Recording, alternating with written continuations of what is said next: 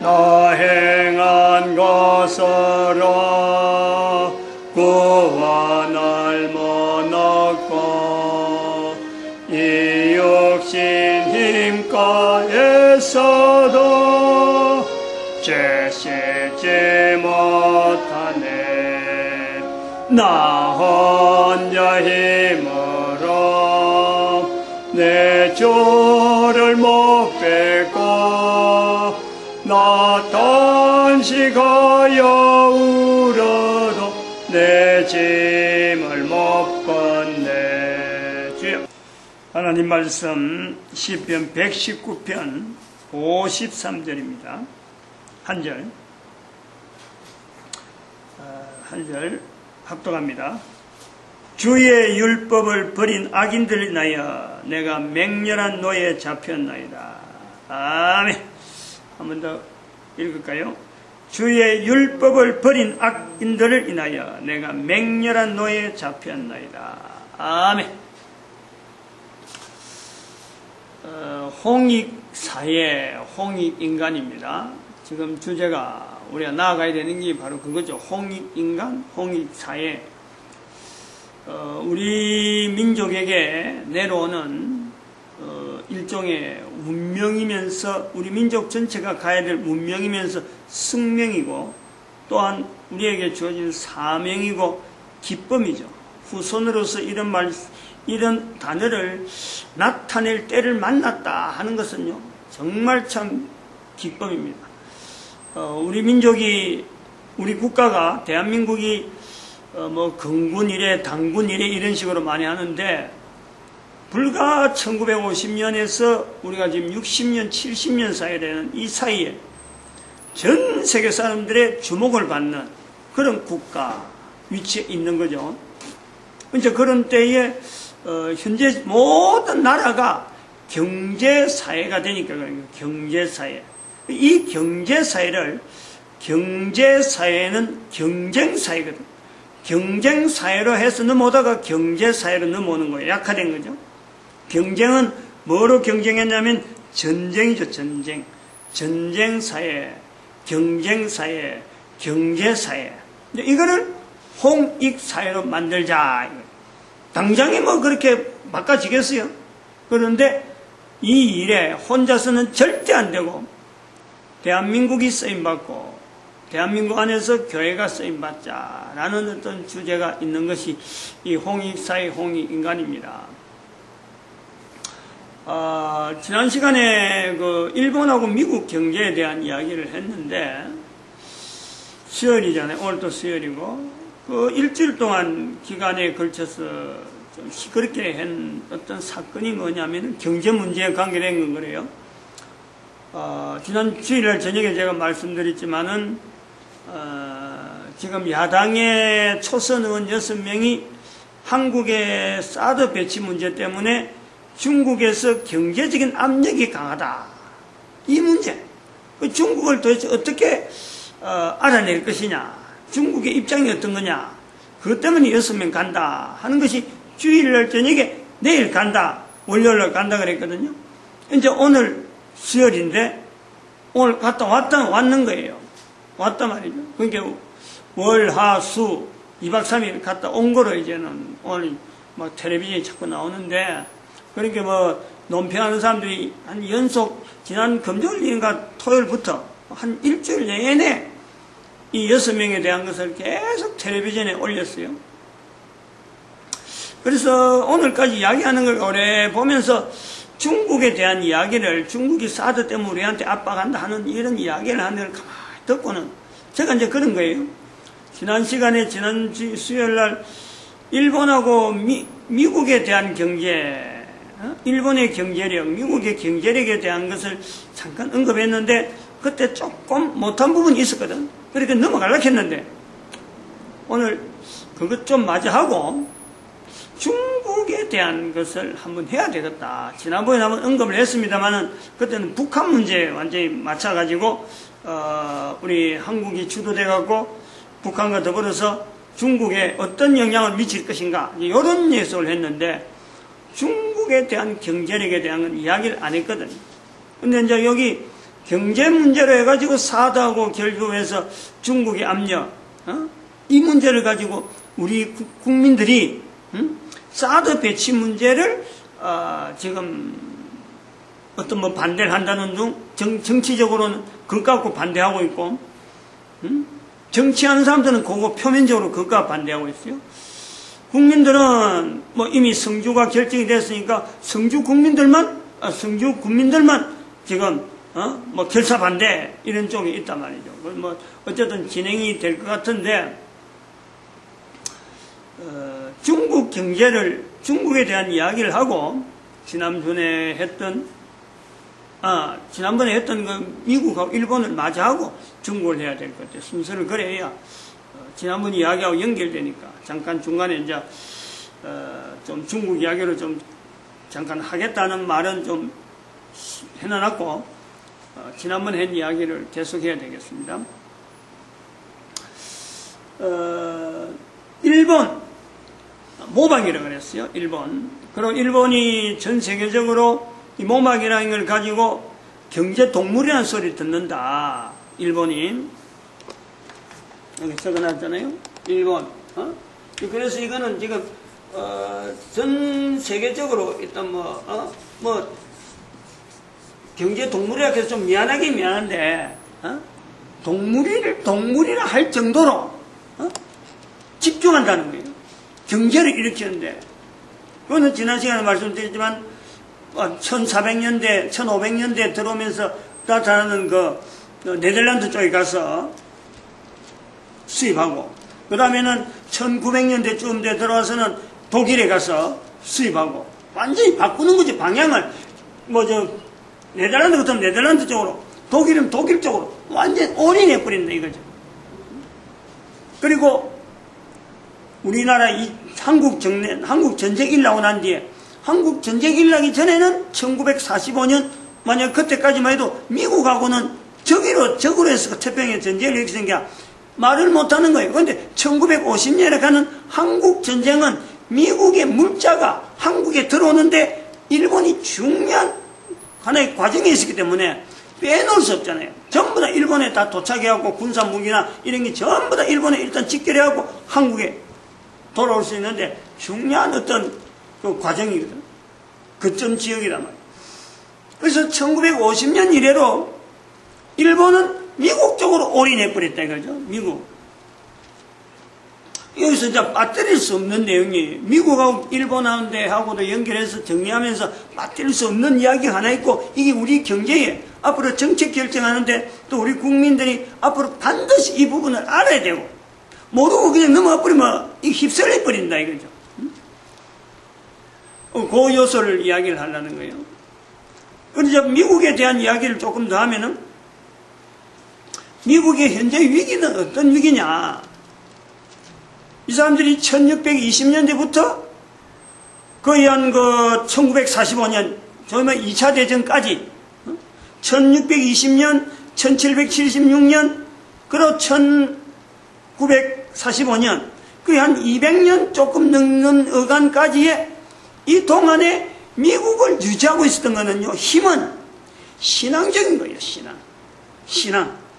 즉, 영국에서 넘어왔던 그 어떤 자기들의 어떤 뿌리, 거기서 영어라고 하는 이 영어에 가지고 있는 이 신앙이 또 연결되는 것은 영어 자체가 확산되는 때가 있잖아요. 확산. 킹제임스 버전이 1611년에 만들어지는 것에 의해서 1620년 메이플라워에서 미국으로 넘어오는 사람들이 다시 영어가 확산되는, 무역으로 통해서 영어가 확산되는 때 각 나라 각국에 경제사절단이라는 이름으로 들어가는, 소위 말하면 오늘날 같으면 완전히 통상무역단이잖아요. 그러니까 가가지고는 그 나라를 이야기하는데, 무역을 이야기하는데, 영어를 나타내는데 같이 가는 것이 성경으로 가는 거예요. 성경이 얹혀서 가는 거예요. 그러니까 받아들이는 상대들이 이 이미지가, 미국에 대한 이미지가 아주 신앙으로 완전한 어떤 모범된 국가로 인정을 하는 거 아니에요. 그런데 이제 이것이 하던 이 일이 이제는 신앙으로 하던 그것이 이제 꺼풀이 드러나는 것은 이제 2차 대전 때문에 그 꺼풀이 드러나는 거예요. 알고 본즉 신앙이 아니고 완전히 자기들의 어떤 그 문물, 어떤 그 소위 말하는 식민지 제도에 대한 그것의 껍데기를 덮은 것이 신앙으로 덮었다. 그럼에도 불구하고 미국이 인정받는 이유는 1620년에 청교도가 넘어갔던 그 사건 자체가 중요하니까 그것을 성경을 받는 나라마다 그 사건으로 해서 미국을 보던 거예요. 그나마. 근데 이것이 1945년에 껍데기 벗겨지면서 내부적으로 미국 사회가 가지고 있던 지향했던 내부적인 게 소비 위주란 말이에요. 소비 위주. 그러니까 미국이 큰 나라는 크면서 자체 내에서 소비를 하다 보니까 각 전 세계에 있는 모든 어떤 생산물이 미국으로 다 몰려 들어오면서 미국은 전 세계 각국에서 들어오는 그 몰려 들어오는 생산물을 수입을 하는 것으로서 자체 내에서 계속해서 국가가 발전돼 가는 노동력이 막 확산되면서 다른 나라에서 외국인들 막 들어오다 보니까 아무리 많이 수입을 하더라도 수입품 있고 소비를 하더라도 자체 내에서 사람들이 자꾸 이게 불어나니까 자국 안에서의 생산 어떤 활동이 약 별로 없더라도 밖에서 들어오는 물건을 소비하는 것으로 가지고도 얼마든지 경제력의 향상을 그동안에 보아왔던 거예요. 이 비교를 할 수 있는 눈이 좀 필요하단 말이에요. 무조건 미국 경제가 항상 발전할 것이다. 이게 아닌 거죠.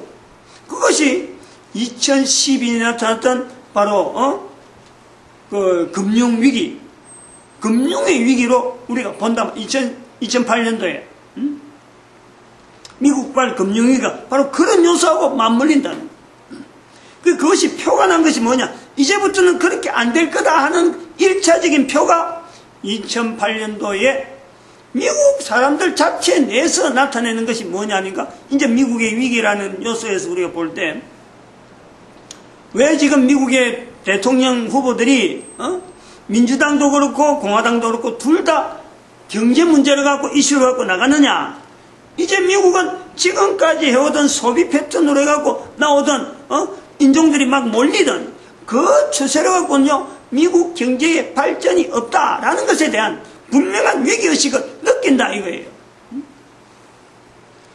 그래서 그게 이제 뭐냐니까 2008년도에 그 나라 국민들이 그랬단 말이에요. 자기들이 가지고 있는 돈의 전체 금융 화폐량이 그래요. 화폐량. 미국의 1% 해당되는 사람이 미국의 99%가 가지고 있는 돈하고 미국의 1%의 상위층에 있는 사람들이 가지는 돈하고 이게 똑같다는 거예요. 50대 5, 50대 50으로. 똑같다. 그것이 미국의 안에 있는 빈부격차란 말이에요. 빈부격차. 미국이 이 빈부격차를 결국 만들었단 말이에요.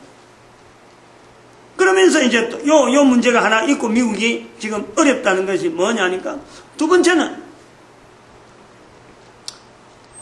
미국 내에서 인종들이 많이 모여서 다른 나라에서 많이 들어왔는데 미국이라는 나라에 대한 정체성은 경제라는 것에 대해서 이것을 빼버리면은 경제 구조를 빼버리면은 사실은 그 나라에 와서 미국에 와야 될 이유가 없는 거예요. 왜 아메리칸 드림이라 하느냐? 미국에 가본 적 조금만 지나다 보면은 돈이 막 모인다 하는 이런 내용이 참 그야말로 돈 이야기를 가지고 성공이란 말을 하니까 미국이 아메리칸 드림이지. 이제는 미국에 들어왔던 그 모든 인종들, 수많은 인종들이 미국이라는 나라의 구심점을 둘 내용이 없는 경제 위기가 다가오면은 미국은 더 이상 지금 현재처럼 미국의 자리가 과연 있겠느냐? 요 문제가 있는 거예요. 하나는 미국 내에서 가지고 있는 미국의 경제라는 것은 지금 어떤 위기를 보이느냐? 내부적으로 있는 빈부격차. 다른 사람이 말한 게 아니에요. 그 나라 국민들이 말한 거란 말이야. 그걸 뉴스를 듣고 보는 거예요. 그래서 이것이 또 경제 위기로 되어져서 지금 민주당, 공화당이 저렇게 다 같이 경제 문제를 갖고 나올 때는 이게는 위기다. 경제 위기가 있다면은 미국은 다른 어느 나라보다도 인종이 워낙에 많이 다양하게 들어왔잖아요. 이 다양한 인종을 하나의 국가 간으로 만들어낸다는 건요, 이거는 쉽지 않는 거예요. 지금까지는 돈 때문에 많은 인종들이 몰려왔는데 앞으로 어떻게 할 거냐, 이런 거죠. 이 문제가 크게 두 가지 있다. 그래서 미국은 좀 미안하지만은 일본은 경제 동물이라고 우리가 쓰는 게 아니라 옛날부터 내려오는 말을 제가 기억이 나서 이 말을 쓴 건데, 지금은 뭐 이 말 어디서 봤다는 이건 아니에요. 어릴 때부터 내가 들은 거예요. 경제 동물, 일본은.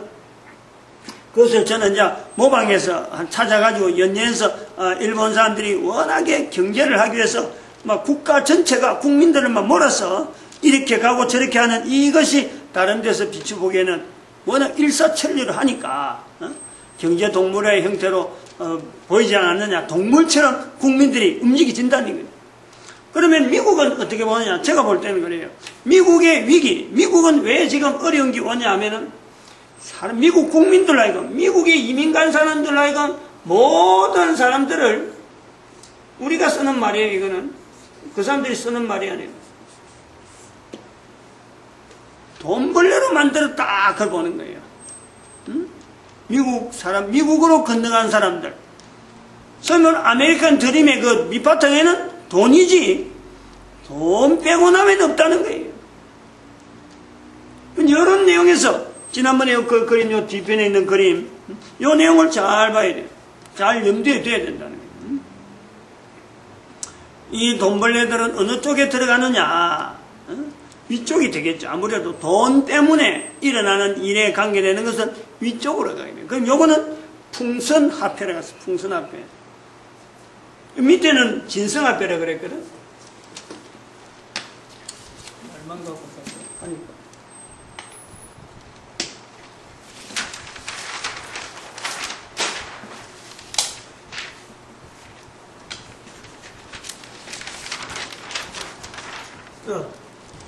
풍선화폐, 풍선화폐. 여기는. 요 위에 종사하는 사람들은, 위쪽에서 종사하는 사람들은 풍선화폐 경제종사자. 밑에는 진성화폐 경제종사자. 그럼 여기서 이제 하나 중요한 내용을 하나 이야기를 하려고. 풍선화폐와 진성화폐의 내용에 일본과 미국과 관계된 내용하고 우리가 준비해야 돼요. 조심해야 될 내용. 일본이 있는데, 일본이 미국의 경제를 따라갔다 할 때 뭘 따라가느냐? 지난번에 말씀드렸지만 일본 화폐 안에 미국의 달러 안에 들어있는 그 내용이요. 미국에 달러 있는 내용이 일본 화폐에 다 그런지는 아닐 수도 있지만 일정한 화폐 속에 이게 다 들어있어요. 그거는 미국의 화폐 FRB라고 하는 그 연방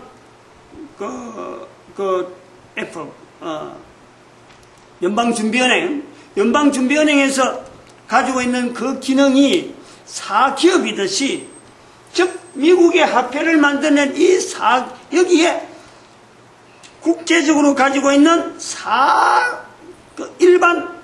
일본의 어떤 국영 어떤 힘으로서 화폐를 찍어내는 게 아니고, 사실은 미국의 FRB에서 화폐를 찍어내는 그 세력이 일본 화폐를 찍어내는 그 내용에 들어있다, 개입되어 있다, 이걸 본다는 거죠. 그 다음에 뭐가 있냐면은, 크게 눈에 보이기만 그래요. 아니, 구체적인 건 뭐 또 자세히 모르는데, 큰 내용만 그래요. 일본에 있는 국영학 기업. 여기 우리가 앞으로 조심해야 돼요. 일본에서 유지하고 있던 국영학 기업이 민영으로 바뀌었습니다. 민영으로. 여기 있는 것 중에서 하나가 전기요금이라고 말해요. 전기요금. 잘 들어야 돼요. 잘 봐야 돼요. 미국은 아까 돈벌레라 그랬으니까 돈벌레라고 표현할 수 있듯이 철저하게 미국은요, 자본으로 인해서 개인이 자본을, 국가 자본, 국가적인 여러 가지 어떤 그 국영이라 하는 개념 자체를 철저하게 미국은 거부합니다. 무슨 일을 해도 항상 거기는 자본이 가지고 개인의 자본이 들어가서 국가 어떤 무슨 그 기관 산업이나 어떤 내용이라든지 이것 자체가 기본적으로 깔려있다. 그 돈 벌려고 하는 거예요. 돈으로 시작해서 돈으로 가진 사람들 모아가지고 돈을 더 벌이려 하는 사람들이 돈을 더 자꾸 투자해가지고 성공하면 돈 벌었다 하는 걸 가져가고 안 하면 그 자기들이 돈을 발해서 했기 때문에 투자인 듯이 마치 투기해가지고 돈 이런 거하고 같이 그냥 툴툴 털고 나가는 거예요. 전혀 거기다가 미래를 두고 하지 않는다면 그렇게 하려고 자기가 투자를 한 거고 투자금 이래도 어쩔 수 없는 거예요. 철저히 돈에 의해서 원리에서 이 사람들이 투자하고 하는 게 되기 때문에 미국에서의 국영화라는 것은 없는 거예요. 그게 미국의 어떤 돈벌레, 국민들의 돈벌레를 만든 분명한 하나의 자본주의라고 할 수 있는 그 어떤 내용의 바닥이죠, 바닥. 자본주의와 자본으로 해서 멸절하는 건 또 이야기가 다르기 때문에 국가를 멸망시키는 내용하고는 또 다르기 때문에 이 자본주의라는 말을 함부로 참 조심스럽게 써야 되는데 인용을 잘해야 돼요. 그 미국이 철저하게 민영화 구조로 해서 이게 소위 말하는 자본주의란 말이에요. 자본주의라는 내용을 우리 여기서 적용을 하는 거죠. 미국에. 근데 이 부분이 뭐가 우리하고 영향이 있느냐.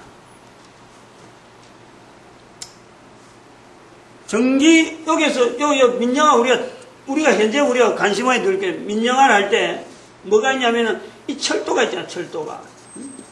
철도 산업. 그 다음에 뭐가 있냐면 전기 산업이 있습니다. 지금 현재 이거 우리 다 국영화로 되어 있어요. 일본은 지금 이게 국영화가 전기요금이 국영화가 이게 민영화로 되어 있어요.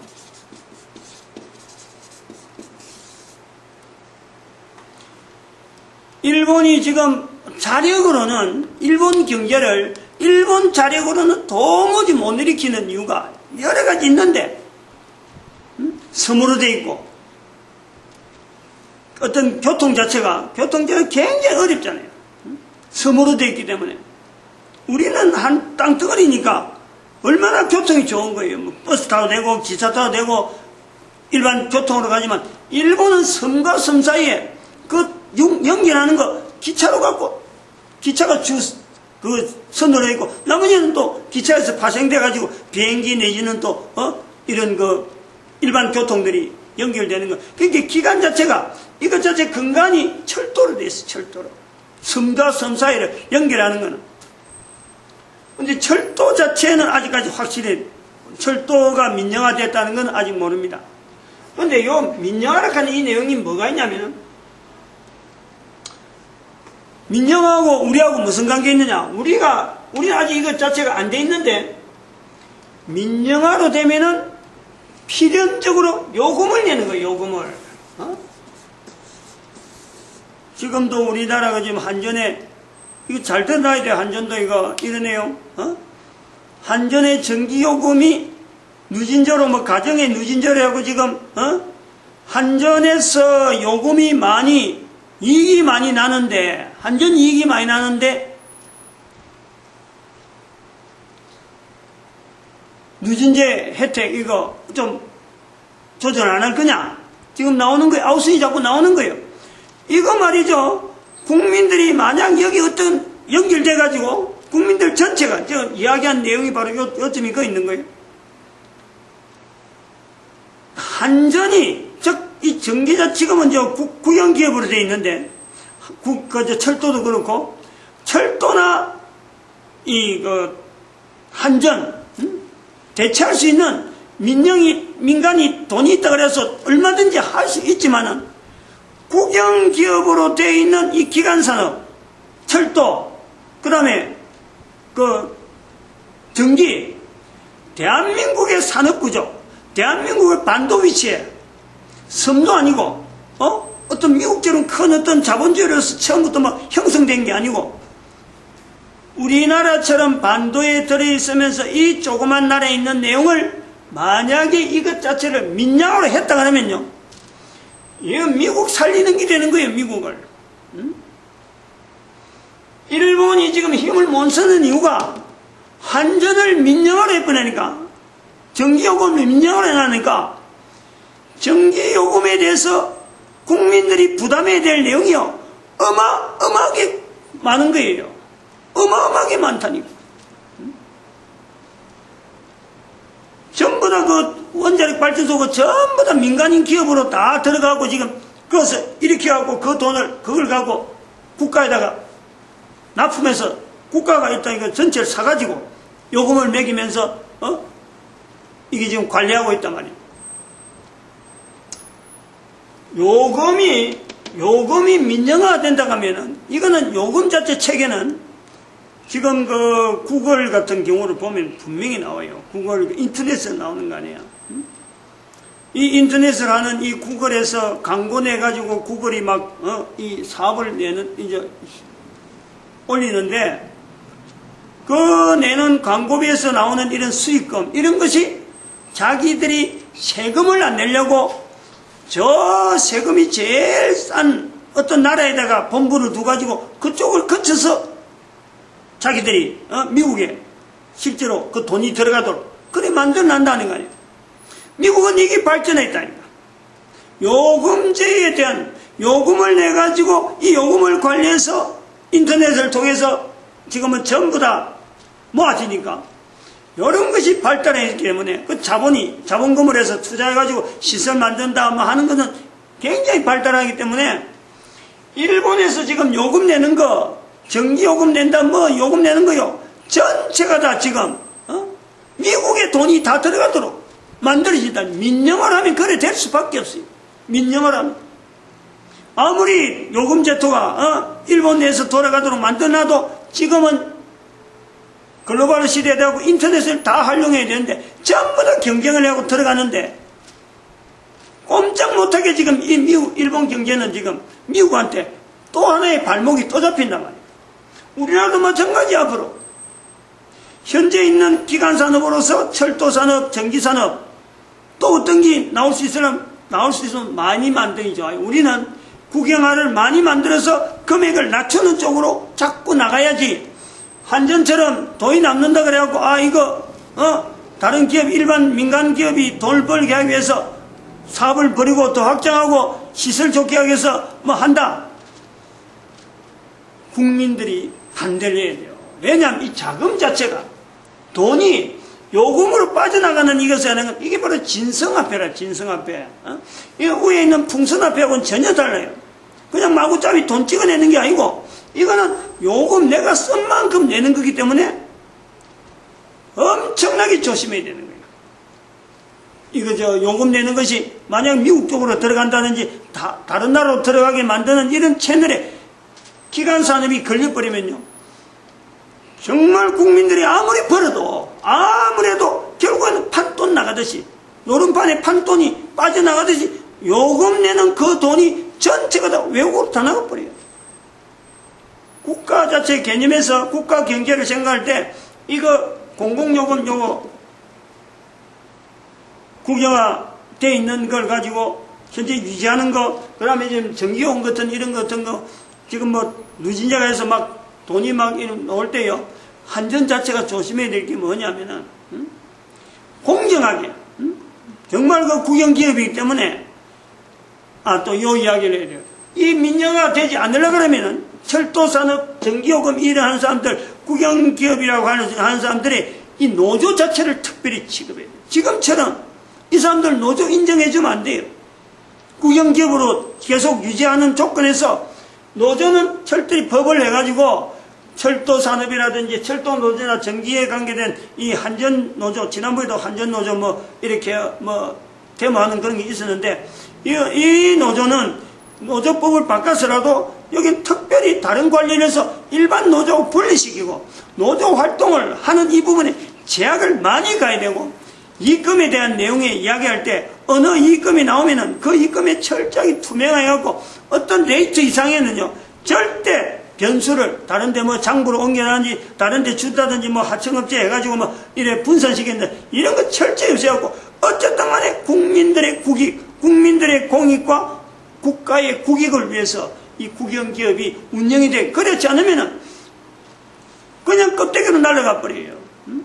주변에서 막 이 압력을 넣고 국회의원들이나 이런 데서 막 해갖고 뻔히 있는 이 국영기업을 날리는 것은요, 국가 내 내부적으로 이게 좀 골먹버리면은 어쩔 수 없이 하는 그런 식으로 가면 결국 국민들은 경제력을 잃는 거라.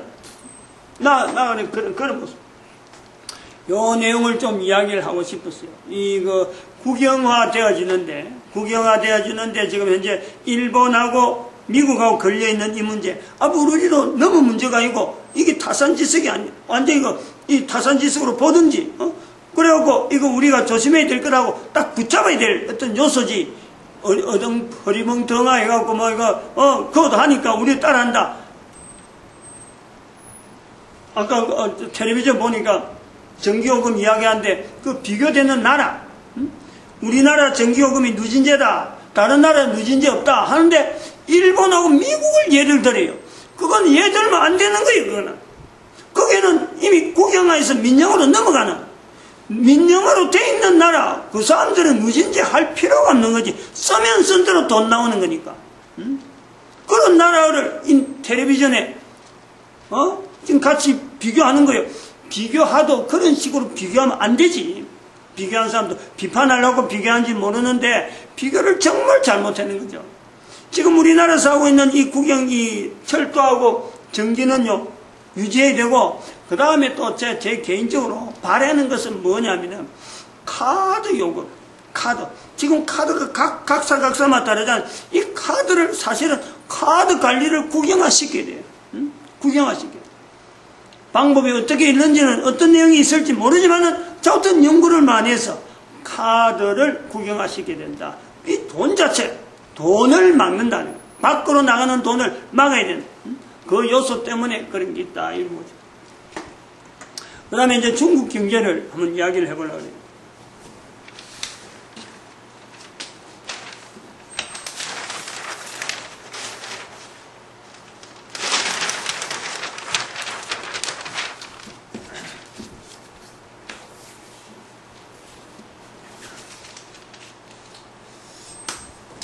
중국 경제를 이야기한다 해나니까, 이야기한다 해서 제가 앞에 거 좀 막 서두는 거 좀 있습니다.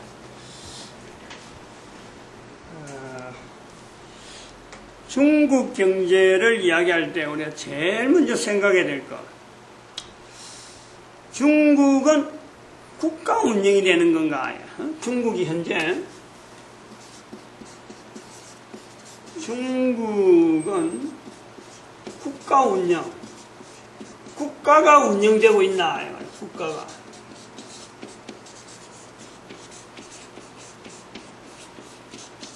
요 질문을 해봐야 돼요.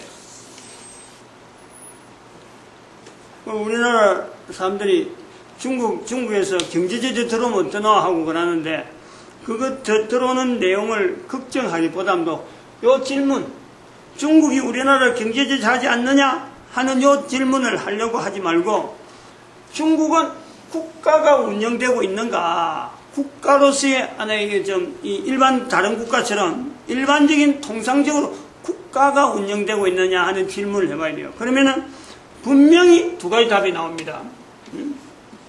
그렇다, 아니다, 같이 나와요.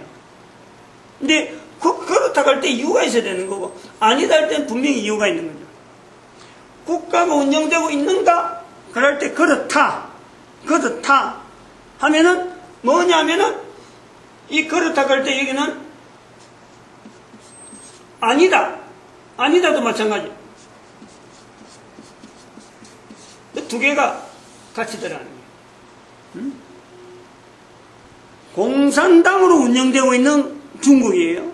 중국은 일반 나라하고 분명히 다릅니다. 공산당으로 운영되지 중국 국가가 운영되는 건 아니에요. 그런데 중국 국가로 운영되고 있느냐? 그렇다 할 때는 공산당이지만은 공산당이 국가적인 형태에서 어떤 형태를 취하느냐. 여기 공산당으로서 즉 왕족, 옛날에 왕족 통치. 하지만 이게 뭐예요? 이게 전제국가입니다. 전제국가.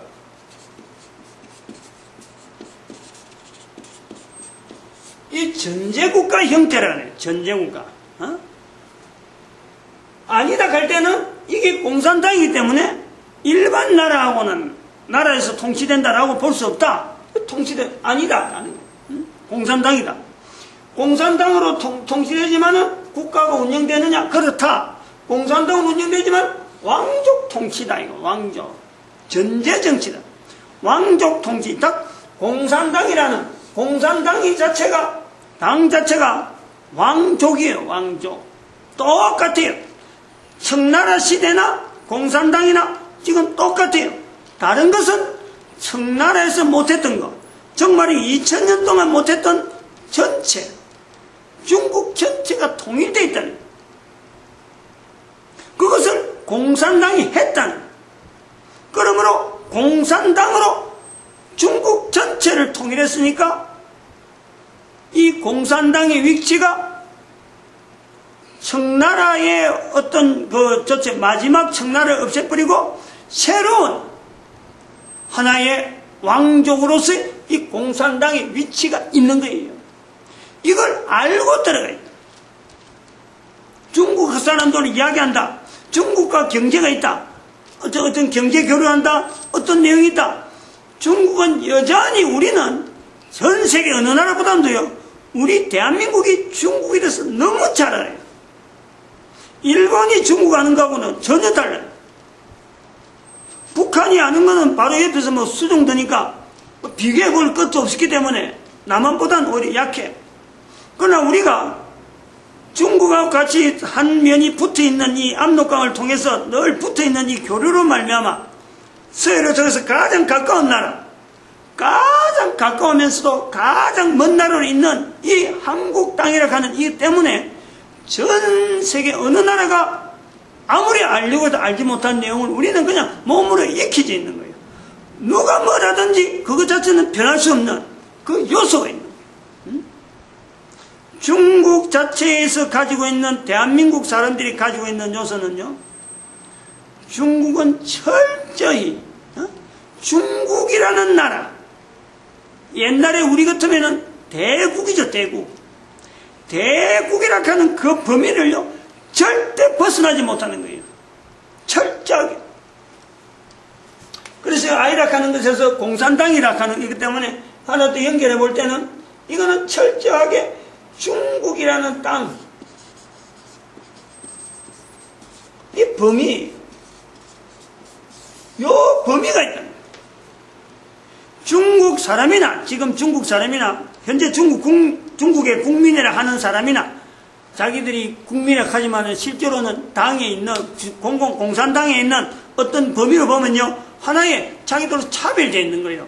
누가 국민이고, 누가 공산당원이고, 분명히 차별이 있는 거예요. 중국 국민들 전체가 다 중국에, 적어도 중국에서 사는 사람들 전부 다가 한 국민으로 취급하느냐? 절대 아닙니다. 당은 당대로, 당원은 당원대로 분명히 차별되고, 당원 아닌 사람은 당원 아닌 사람대로 분명히 차별이 돼요. 다른 나라하고는 달라요. 우리나라 대한민국에서 그래 보면 어림도 없잖아요. 어느 한 당에 있는 사람이, 어느 한 어떤 특별한 그 사람이 나는 뭐 소속이 다르니까 너희들하고 소속 다르다, 이런 취급은요 있을 수 없어요. 북한의 공산당이, 북한의 노동당이라는 사람처럼 노동당이 지금 일반 사람들하고 분명히 북한 주민하고 노동당 분명히 차이되고, 일반 주민들이 노동당이 되려고 하면 당권을, 당원이 당원증을 얻으려고 애를 쓴다 하잖아요. 그만큼 혜택이 있으니까. 이것을 그대로 중국에 도입하면요, 중국은 전체가 그렇다. 공산당원으로서 활동을 해서 중국을 통일했기 때문에 이 공산당의 위치라는 것은 일반 사람들이 생각을 못하는 거예요. 거기에 밖에서 보면은 다른 나라에서나 이래 볼 때는 중국이라는 이름을 가지고 하지만은 철저하게 거기는 당 중심이지 국가 차원이 아닙니다. 그러면 이것은 또 다른 말이 하면, 이 사람들의 통치라는 것은, 공산당의 통치라는 것은 국가, 국민들의 국익을 위한 통치가 아니에요. 국익을 위한 어떤 정책이 나오고 국익을 위한 어떤 국가 이익이 달렸다, 이게 아니에요. 공산당을 해칠 행위냐, 이거부터 먼저 보는 거예요. 공산당이 유익하는 거냐, 이것을 먼저 견주고 다음에 나타나는 것이 국가 전체 어떤 국익하고 관계되느냐, 이렇게 나오는 게 순서가 항상 공산당이 먼저 있다면, 이것이 전 세계 가운데 유례가 없는, 옛날에는 계급해서 분명히 어떤 계급 자체, 왕족은 왕족대로, 또 선민은 평민대로, 상인은 상인대로 어떤 계급 차이가 있었듯이, 지금 전 세계에서 유일하게 계급 차이가 있는, 인도는 카스트 제도 때문에 오랫동안 내려온 거지만은 중국은 카스트 제도도 아니면서 여전히 계급이 있는 대국이 13억이라는 인구가 넘으면서 이 계급이 살아있는 것이 지금 중국이라는 거예요. 철저히 여기를 먼저 해가지고 중국의 경제는 어느 정도 영향이 있을 것이냐, 어느 정도 나아갈 것이냐, 성장하면 어느 정도 성장할 거냐, 성장 못하고 넘어지면 어느 정도냐, 바로 이 부분이 있는 거예요. 중국의 범위를 못 벗어난다. 늘 왜? 공산당을 치고 있으니까. 자기들 당이 뭐니까. 국가 같으면은 앞으로 이 중국이라는 국가가 여기만 머물러 있어야 되느냐, 다른 나라 어떻게 교류할 거냐, 어때서 정책이 어떻게 해서 앞으로 개방 정책을 쓸 거냐, 그래서 전 세계 사람들하고 어울려서 경제를 어떻게 융통하냐, 이런 어떤 동기가 나와야 되는데 그런 국가적인 동기가 안 나온다. 철저하게 안 나온다. 기간 산업이나 앞으로 뭐 여러 가지 뭐 산업이 막 나오겠지만요, 땅덩어리 안에, 중국에는 땅덩어리 안에 6개 성인지 모르고 분리되는지 모르겠는데 6개인지 5개인지 그 분리되는 그 성마다 법이 다 틀려가지고 성하고 관계된 이 관계성, 국가 같으면은 어떻게든 평준화시키려고 국가 전체를 고루 발전시키려고 하겠지만 당이 있기 때문에 그쪽 당에 있는 공산당원들이 힘이 어떻게 세냐, 전체에서.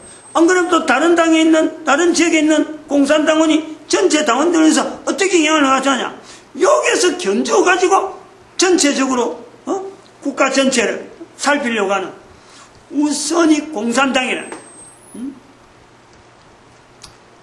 그러면은 그런 공산당이라고 하는 국가도 아닌 공산당이 아무리 뛰어봐봐야 한계가 뭐냐니까 시야가 좁은 거예요.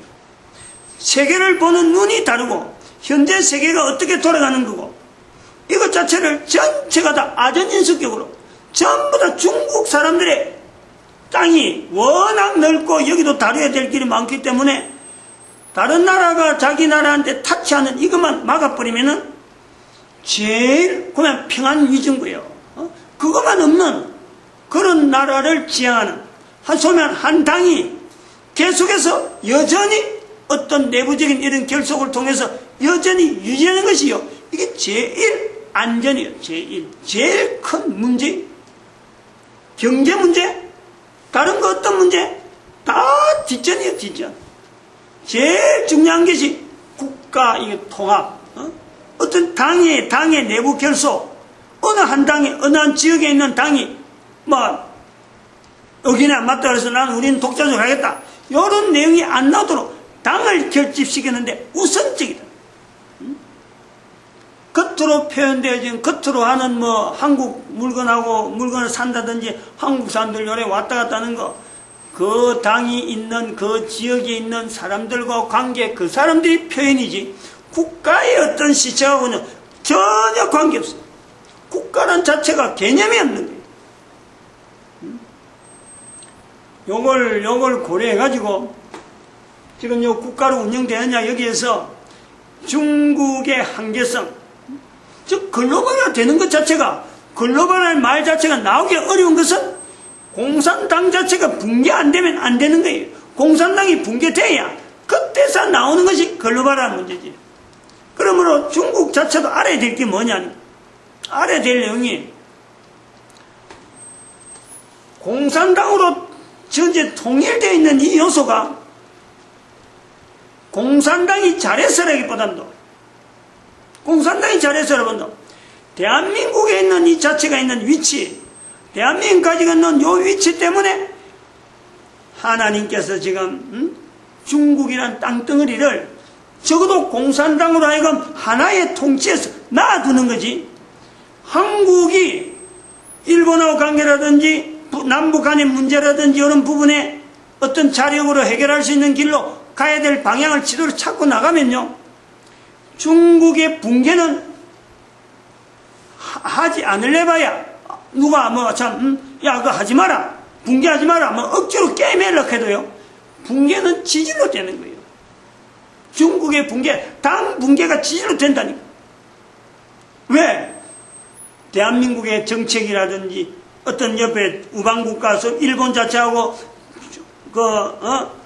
한국하고 우방적인 여러 가지 행보가 나오고 북한하고 관계가 소통이 되면서 만주 땅으로 올라가는 이런 내용이 들어오면요, 중국의 붕괴는 한국에 예속될 수밖에 없단 말이에요. 한국의 위치가 지난 시간에 잠깐 말씀했던 왜 우리는 경제력이 있느냐? 우리는 아무것도 없어. 다른 사람들이 보는 경제력은 아무것도 없어요. 그러나 지형적으로 동쪽에 있고, 그리고 역사적으로 하나님의 놀라운 섭리가 있다. 이 하나님의 섭리를 나타내야 될 때 그 힘, 그것을 이제 드러낼 때가 되었으므로 2012년부터 서서히 나타내기 시작하는 과정이 있는데, 요 일을 하기 위해서 중국으로 하여금 안정되게 유지시키는 이거 하나님의 섭리죠. 그 중국의 공산당들이 하나님을 인정하기 때문에 이 내용을 볼 수 없어. 그렇지. 이 내용을 보는 대한민국이 이 고백을 해야 자꾸 나타내요. 대한민국의 어떤 발전과 어떤 지향되는 방향이 딱 맞으면요, 중국은 대한민국 하자는 대로 가는 거예요. 그 요소를 알아야 돼요.